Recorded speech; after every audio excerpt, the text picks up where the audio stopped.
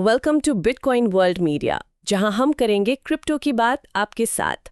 आज हम देख रहे हैं कि बिटकॉइन की वो जो जानी पहचानी 4 साल की साइकिल थी, क्या वो अब बदल रही है? हाँ, ये सवाल आजकल काफी उठ रहा है। मतलब कई सोर्सेज इसी पर बात कर रहे हैं। तो पहले ये समझते हैं कि ये साइकिल थी क्या। मतलब एक पुराना तरीका था ना बिटकॉइन में पैसे कमाने का, इसी साइकिल को समझकर। बिल्कुल, ये ना हैविंग से जुड़ा था। हैविंग यानी जब नए बिटकॉइन बनने की जो स्पीड है वो आधी हो जाती है हर 4 साल में लगभग। अच्छा। तो पैटर्न ये था, जैसा सोर्सेज भी बताते हैं, कि हैविंग हुई, उसके बाद दाम एकदम से ऊपर जाता था। हाँ। फिर एक पीक बनता था, ऊंचाई पर पहुंचता था, और फिर मार्केट गिरता था, जिसे हम बेयर मार्केट कहते हैं। और फिर कुछ टाइम बाद वो साइकिल फिर से शुरू होती थी। एग्जैक्टली। जैसे सोर्सेज में उदाहरण भी हैं, 2013, 2017, 2021 इनमें पीक आए। और ठीक अगले साल गिरावट, जैसे 2014, 2018, 2022। हाँ बिल्कुल, मतलब एक तरह से घड़ी की तरह चल रहा था। ये काफी प्रिडिक्टेबल था, है ना? सही कहा। लेकिन अब जो बड़ा सवाल सब पूछ रहे हैं और सोर्सेज भी उठा रहे हैं कि क्या ये 4 साल वाली घड़ी बंद हो गई? क्या ये साइकिल अब काम नहीं करेगी? और ये सवाल उठ क्यों रहा है? क्योंकि अब ना मैदान में कुछ बड़े खिलाड़ी आ गए हैं। आप इंस्टीट्यूशंस की बात कर रहे हैं, बड़ी बड़ी कंपनियां। हाँ वही, ये अब बिटकॉइन में भारी पैसा लगा रही हैं। सोर्सेज यही दिखा रहे हैं। ये पहले इस स्केल पर बिल्कुल नहीं था। और इसी वजह से शायद इस बार कुछ अजीब भी हुआ है ना। मतलब सोर्सेज बताते हैं कि बिटकॉइन हाविंग से पहले ही अपने ऑल टाइम हाई पर पहुंच गया था। सही पकड़ा। ये उस पुराने पैटर्न के तो बिल्कुल उलट था। नॉर्मली तो हाविंग के बाद बड़ा उछल आता था। तो ये बड़ी कंपनियां जो आ रही हैं, इनका असर क्या दिख रहा है मार्केट में? असर तो साफ है।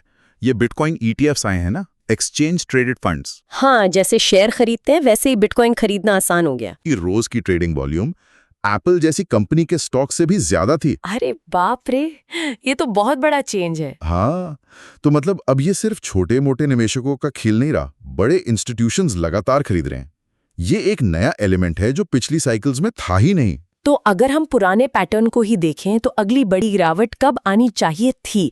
सोर्स में कुछ अनुमान भी दिए हैं शायद। हाँ, जैसे एक सोर्स में ChatGPT का विश्लेषण है, वो इशारा कर रहा है कि शायद 2025 के आखिर में या 2026 की शुरुआत में। लेकिन अब कहानी में ट्विस्ट है। हाँ, यहीं पर थोड़ा पेच है।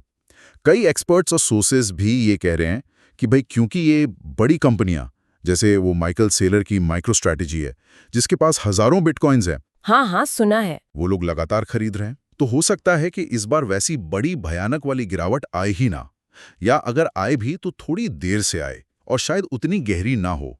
मतलब ये जो इंस्टीट्यूशनल पैसा आ रहा है, ये एक तरह का कुशन या सपोर्ट दे सकता है, बाजार को गिरने से रोक सकता है। संभव है।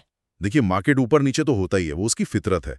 करेक्शन तो आएगा ही, कोई भी एसेट हमेशा सीधा ऊपर नहीं जाता। सही बात है। लेकिन ये जो नया पैसा आ रहा है ना, ये शायद उस गिरावट को वैसा ना बनने दे जैसा हमने 2018 या 2022 में देखा था। साइकिल थोड़ा बदल सकती है, शायद कुछ महीने आगे खिसक जाए। तो फिर निचोड़ क्या निकलता है इन सब बातों का? क्या माना जाए, साइकिल खत्म या सिर्फ बदली है? सोर्स यही कहते हैं कि पक्के तौर पर कहना भी मुश्किल है, लेकिन ये तो साफ है कि बड़े प्लेयर्स के आने से खेल बदल रहा है, डायनेमिक्स चेंज हो रहे हैं। तो इसका मतलब ये हुआ कि अब सिर्फ हाविंग पर नजर रखने से काम नहीं चलेगा। इन बड़ी कंपनियों की चाल, वो कब खरीद रहे हैं, कितना खरीद रहे हैं, इस डेटा पर भी उतनी ही बारीकी से ध्यान देना होगा।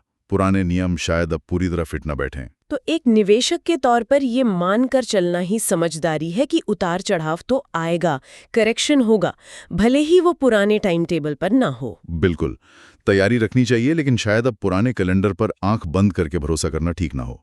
अपनी रिसर्च और स्ट्रैटेजी सबसे जरूरी है। तो इस बदलती हुई मार्केट को देखकर क्या लगता है आपको? ये पुरानी 4 साल वाली चाल अब पूरी तरह बदल जाएगी या सिर्फ थोड़ी देर के लिए थमेगी? इस पर सोचिएगा जरूर। डेली न्यूज़ की जानकारी के लिए हमारे चैनल को सब्सक्राइब कर लें। जल्द ही मिलते हैं एक नए टॉपिक के साथ। धन्यवाद।